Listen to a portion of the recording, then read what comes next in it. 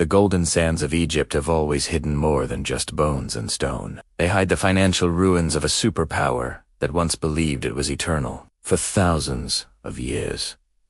The world has looked at the reign of Queen Hatshepsut as a period of unprecedented peace and artistic flourishing. But when we look through the lens of dark records, the magnificent reliefs of the temple at Deir el-Bahari tell a much more sinister story. This is the story of the land of Punta, legendary paradise of gold, frankincense, and exotic wonders, and how the pursuit of its riches triggered a collapse of the most powerful dynasty in human history. It was the first massive corporate state extraction mission, a gamble for legitimacy that introduced a biological and economic poison into the heart of the 18th dynasty. To understand the Punt Paradox, we must first understand the woman who ordered it. Hatshepsut was a ruler in a desperate position. As a female pharaoh, her throne was built on a foundation of fragile glass. To silence her critics and the rising power of the military, she needed a miracle. She needed to prove that the gods themselves favored her. She claimed that the great god Amun had spoken to her in a dream, commanding her to seek out the distant, mythical land of Punt.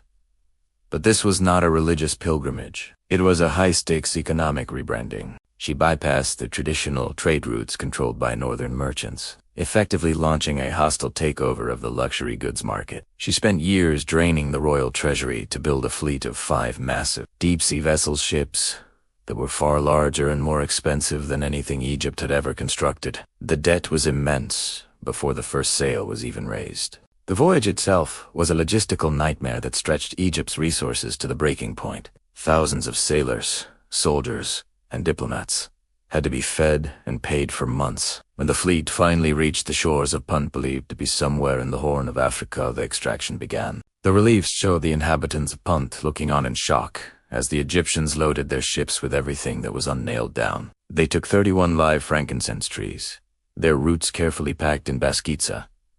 First recorded instance of large-scale botanical theft. They took piles of electrum, a natural alloy of silver and gold, heaps of ivory, ebony, and exotic animals like cheetahs and baboons. But the gold of Punt was different from the gold of the Nile. It was wild gold, and its sudden arrival in the markets of Thebes would act like a shockwave to the Egyptian economy. As the fleet returned to the docks of Thebes, the spectacle was designed to blind the public to the reality of the cost. Hatshepsut organized a triumph that lasted 4 days. The air was thick with the scent of burning myrrh, a luxury so expensive that only the gods were supposed to smell it. But as the gold was weighed and the ivory was stacked, a dark phenomenon began to take hold.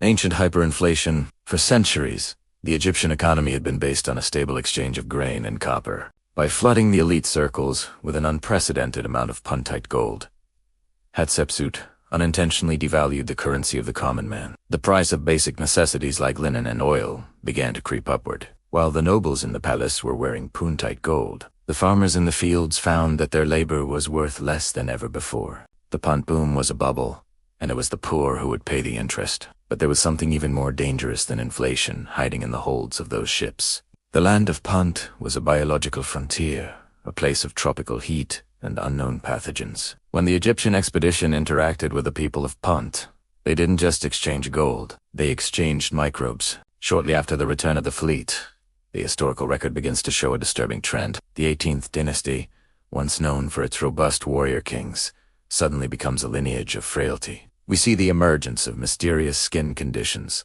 skeletal deformities, and chronic illnesses that ravaged the royal court. The queen's closest advisor and rumored lover, Senamot, the man who designed the Great Temple, suddenly vanishes from the records. Some experts believe a Puntite plague was the silent killer that began to hollow out the royal family from within, creating a genetic weakness that would eventually lead to the malformed features and early deaths of the later Amarna period. The dark legacy of Punt also fueled the rise of a state within a state.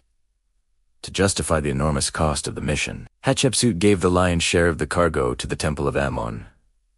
This was a massive transfer of wealth from the secular governments to the religious elite. The priests of Ammon became the secret bankers of the empire. They controlled the incense trade, which was essential for every religious ritual in the country. They used the gold of Punt to buy up vast tracts of land, eventually owning more than 30% of the fertile soil along the Nile. This created a power struggle that would haunt the pharaohs for the next 200 years. By trying to buy her legitimacy through the priests, Hatshepsut had handed them the keys to the empire. The holy debt to Amun would eventually become so large that it would take a revolution, a heresy of Akhenaten, to try and break it. In the end, the glory of Punt was a grand illusion. The 31 frankincense trees that Hatshepsut planted at her temple, intended to create a garden of God in Egypt, all died within a few years, unable to survive the harsh Egyptian climate. The ivory was carved into trinkets and buried in dark tombs, removed from the economy forever. The exotic animals died in royal menageries. All that remained was a destabilized economy, a corrupted priesthood, and a royal bloodline haunted by mysterious diseases. The expedition was a masterclass in propaganda, but in the archives of dark records, it stands as a warning. It is the story of how an empire traded its long-term health for a moment of golden splendor. Egypt didn't fall because of a foreign invasion. It began to fall because it became addicted to the luxury of Punt, a debt that could only be paid in the eventual collapse of the new kingdom.